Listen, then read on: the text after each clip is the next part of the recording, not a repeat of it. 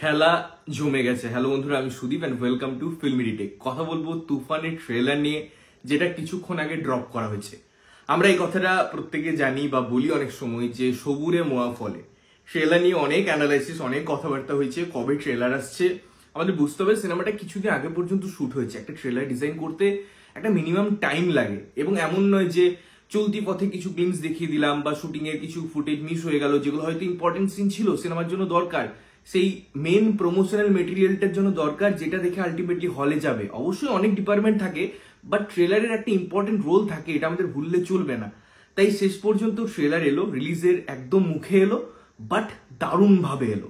এবার এই ট্রেলারটা নিয়ে যদি বলতে হয় কথা, দেখুন এই ট্রেলারটা একটা অসাধারণ অ্যাটেম্প্ট, এবং এই যে একটা লার্জার দেন লাইফ, লার্জার স্কেল, তার মধ্যে যে গ্র্যান্ডার, একটা ছোট লাইফ থেকে বড় হওয়া, এবং পুরো যে একটা দেশ চাই, এই ডায়লগটা সাকিব খানের মুখে আসা, এই পুরো জার্নিটা এই 2 মিনিটের উপর ট্রেলারটাই আমি জাস্ট এনজয় করেছি। আমি এই টাইমটা কখন কনজিউম করে ফেললাম, কখন এই পুরো জিনিসটা আমার মধ্যে মিশে গেল, এটাই বুঝতে পারলাম না। তার প্রধান কারণ হচ্ছে ভীষণ ভীষণ স্মার্ট এডিটিং এবং স্মার্ট পুরো প্রসিডিওরটা।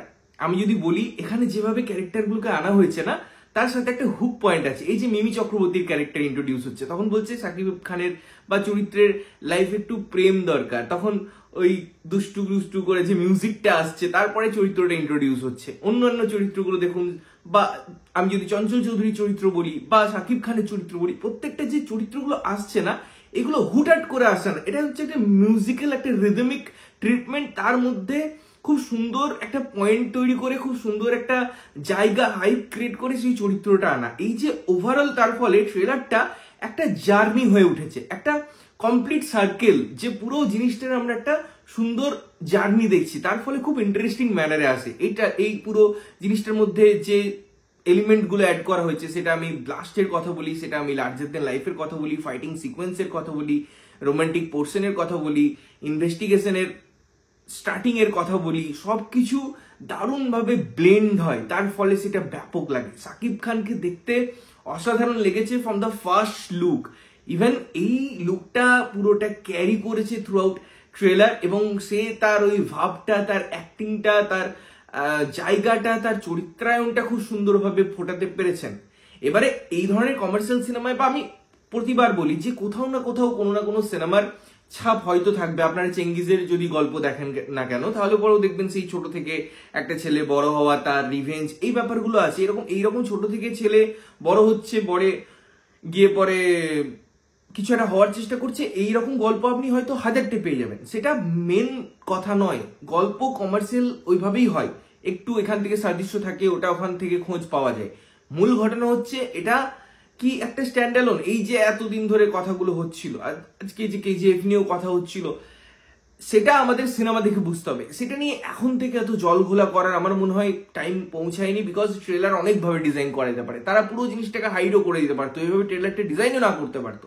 বাট আমার রায়হান রফির উপর পুরো ভরসা আছে। আমি আশা রাখছি তিনি ভালোভাবে ট্রিট করেছেন সিনেমাটা, এবং তার ঝলকগুলো খুব স্পষ্ট, সেই হাইপটা মেনটেন করতে পারে।